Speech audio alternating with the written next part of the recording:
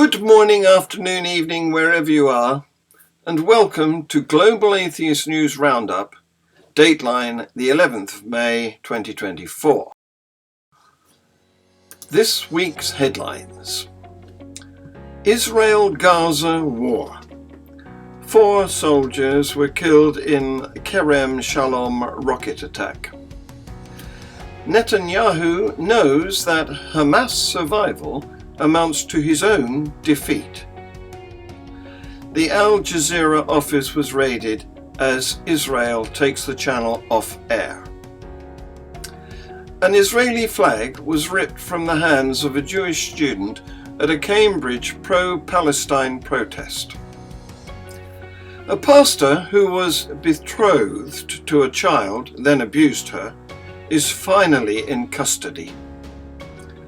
A high school artist called out Christian bigotry. Her school board is furious. Just Stop Oil protesters break the MAGNA CARTA glass. Woke Jesus movie. Do you want proof that Jesus was woke? Watch this. And women dressed in burqas fight in the middle of the road. The news in detail. 4 Israeli soldiers have been killed in a Hamas rocket attack near one of the main crossings used to deliver aid into Gaza, Israel has said. The Kerem Shalom crossing was closed overnight by Israel following the strike. Subsequent Israeli strikes in the southern Gazan city of Rafah have reportedly killed at least 12 people. The Israel Defense Forces, IDF, said 10 projectiles had been fired from an area near the Rafah crossing in southern Gaza, about 3.6 kilometers, 2.2 miles from Kerem Shalom. Hamas's armed wing claimed responsibility and said its target was a nearby Israeli army base. After months of on-off hard talking, Hamas has agreed to a draft ceasefire deal, which is far from meeting Israel's demands, according to Israel's Prime Minister Benjamin Netanyahu. Israel agreed to a ceasefire offer at the end of April, but a big challenge for the negotiators in Cairo is closing the gap between Israel's version and the one accepted by Hamas.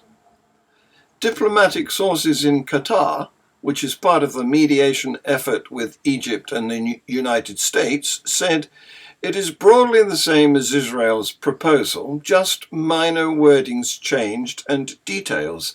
Israel, though, may not decide that the differences are minor. One major sticking point has been that Hamas wants a ceasefire to be permanent, not temporary, and to be followed by an Israeli withdrawal from Gaza. Until Monday evening, Israel's working assumption was that Hamas would not accept a ceasefire proposal. Benjamin Netanyahu and his government, like most foreign observers, were blindsided when Hamas announced its decision to accept the ceasefire proposal. There are 2 ways of looking at the Hamas gambit.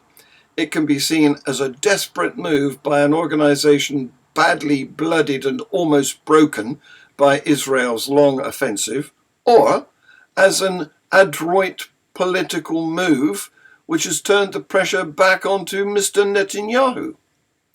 That explanation is more credible, as Israel's plans and assumptions were upended by the offer. Mr. Netanyahu is in a political bind. His governing style over more than 16 years as Israel's leader has been characterized by a habit of putting off difficult choices.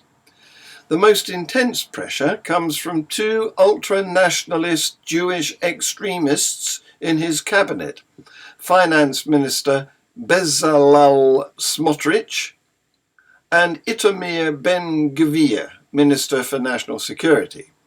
Mr. Netanyahu needs their votes to keep his coalition in power, They want Israel to occupy Rafah and have threatened to topple the government if he doesn't make it happen. For them, a ceasefire equals surrender. Israel's government has moved to shut down the operations of the Al Jazeera television network in the country, branding it a mouthpiece for Hamas. Prime Minister Benjamin Netanyahu said the cabinet agreed to the closure while the war in Gaza is ongoing. Police raided the Qatari broadcaster's office at the Ambassador Hotel in occupied East Jerusalem on Sunday. Al Jazeera called claims it was a threat to Israeli security a dangerous and ridiculous lie. The channel said it reserved the right to pursue every legal step. Israel's communication minister, Shlomo Karhi, said equipment had been taken in the raid. A BBC team visited the scene but was prevented from filming or going into the hotel by police. The shutdown of Al Jazeera in Israel has been criticised by a number of human rights and press groups. The Association for Civil Rights in Israel said they had filed a request to the country's Supreme Court to issue an interim order to overturn the ban. Demonstrators at Cambridge and Oxford occupied university lawns on Monday to protest against Israel's war in Gaza.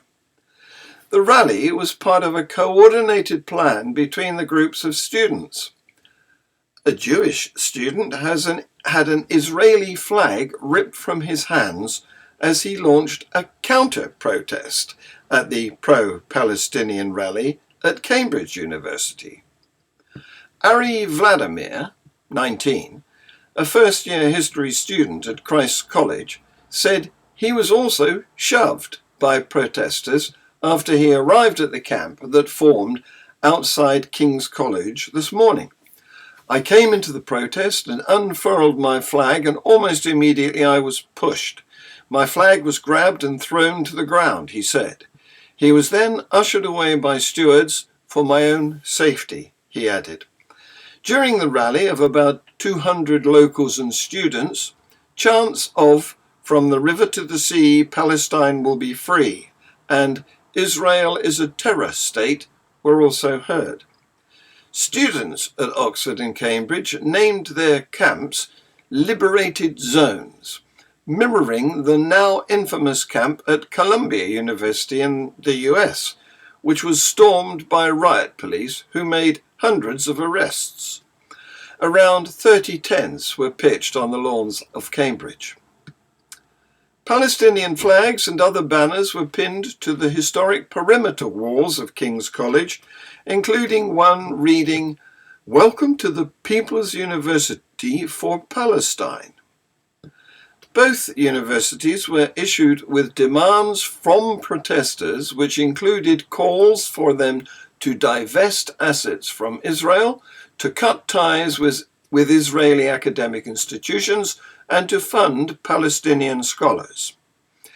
In an open letter, 174 Oxford faculty and staff members declared their support for the pro-Palestinian camp outside the city's Pitt Rivers Museum, describing it as a public-facing global education project.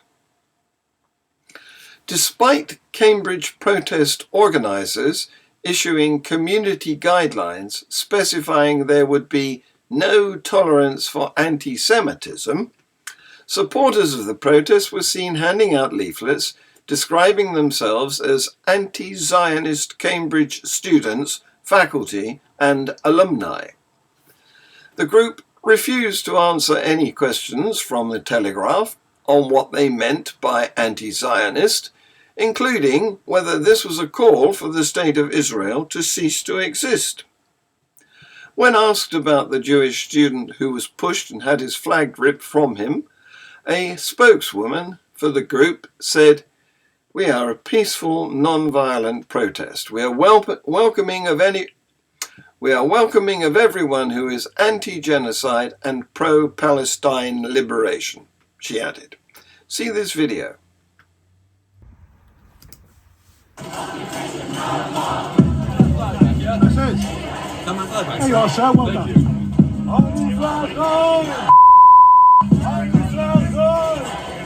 So I came into the protest, I unfurled my flag, and almost immediately I was pushed.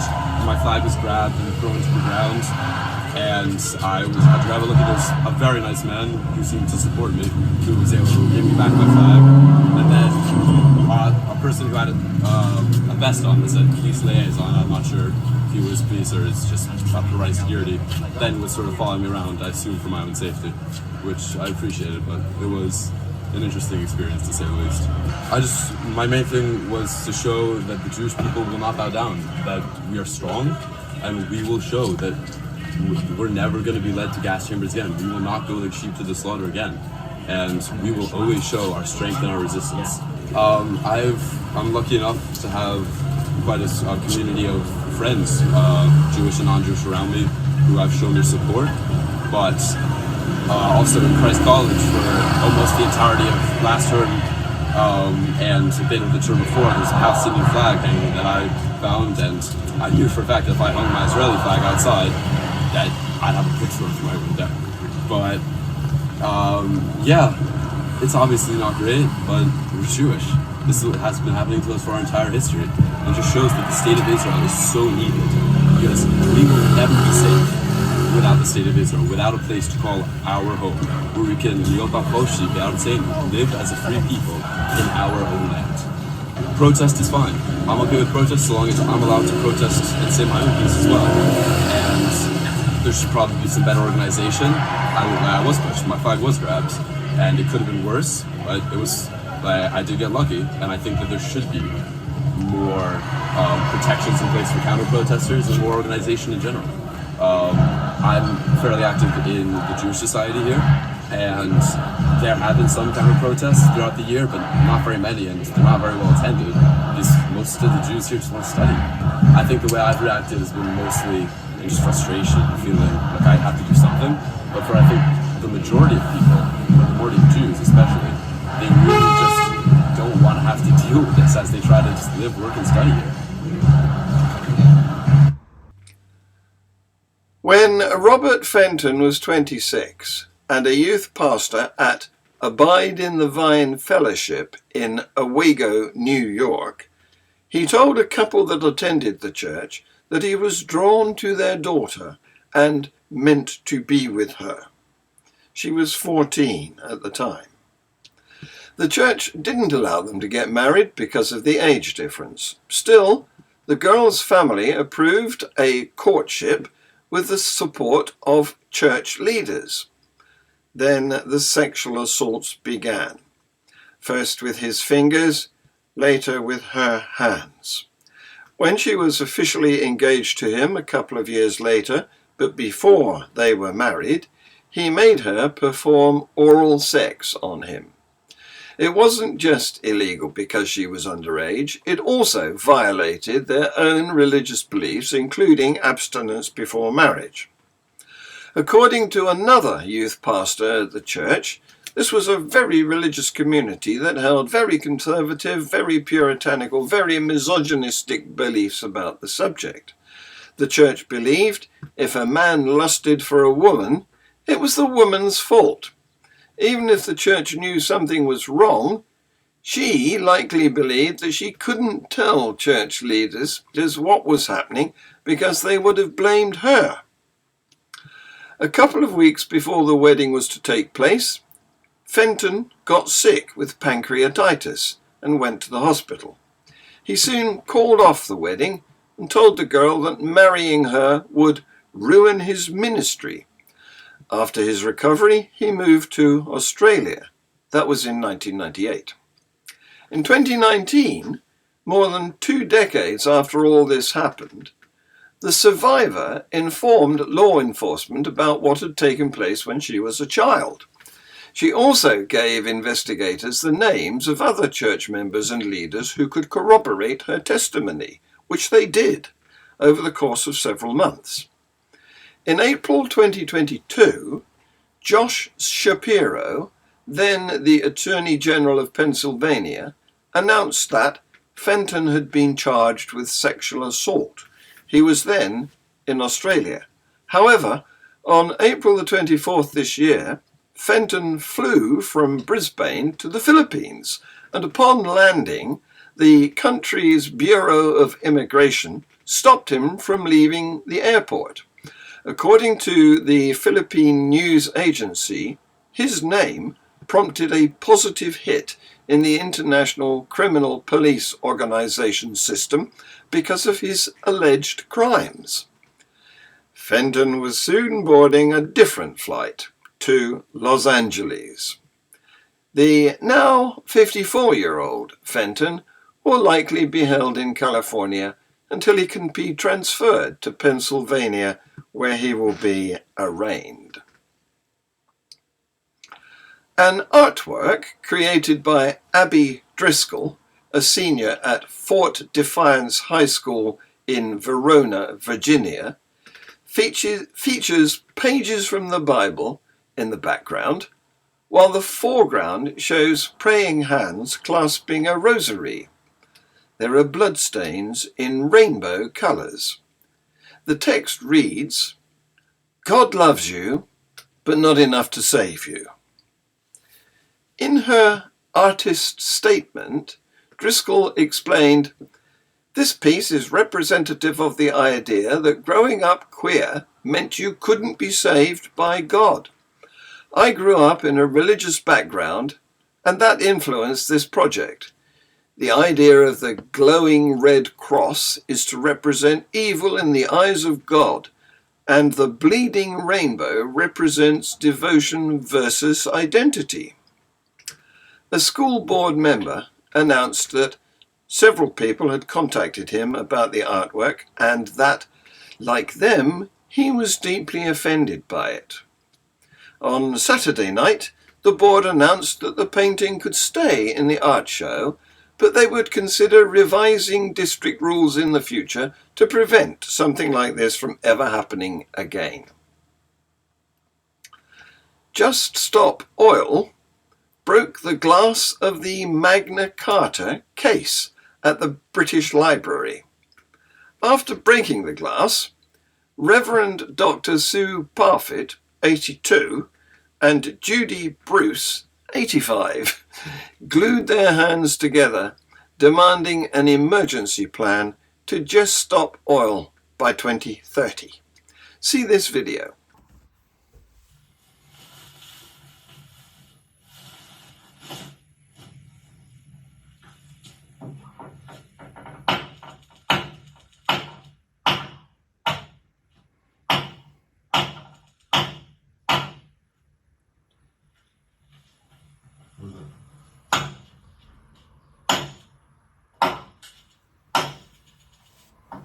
This famous document is about the rule of Yes, law can you come to... and standing up against an Yes, abuse I'm of power. Our government is Can you breaking come its to Magna Carta, own please? laws.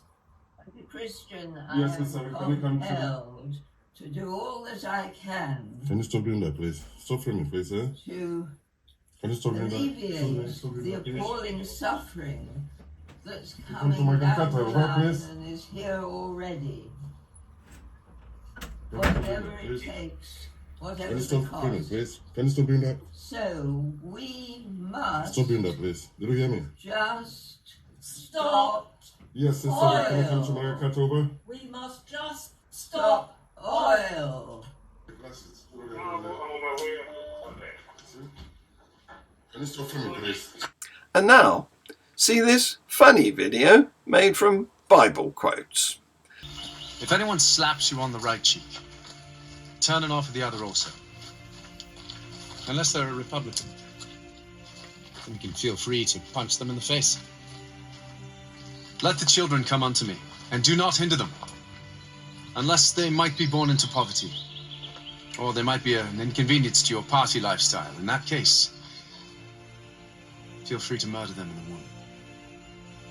Haven't you read that in the beginning, God created them male and female, and genderqueer?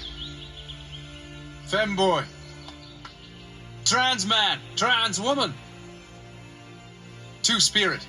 You have heard that it was said, hate your enemies. But I say to you, this is correct. And here's a handy little chart to help you understand who your enemy is, based on Marxist intersectionality theory. As the Lord was setting out on a journey, a certain young man approached him. Oh, my Lord, what must I do to be saved?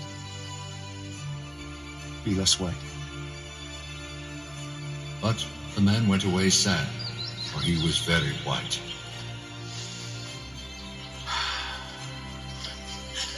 Finally, another video shows women in burqas fighting in the middle of a road.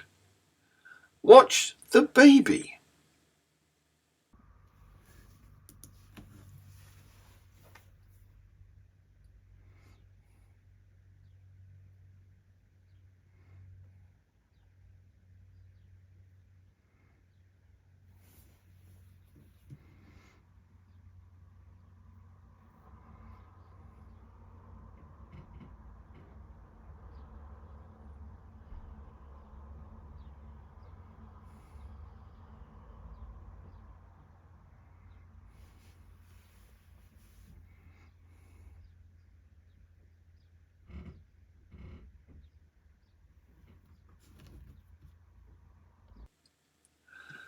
Following this news, Tercia and I will be chatting with the Naked Pastor, who has his own channel based in Canada.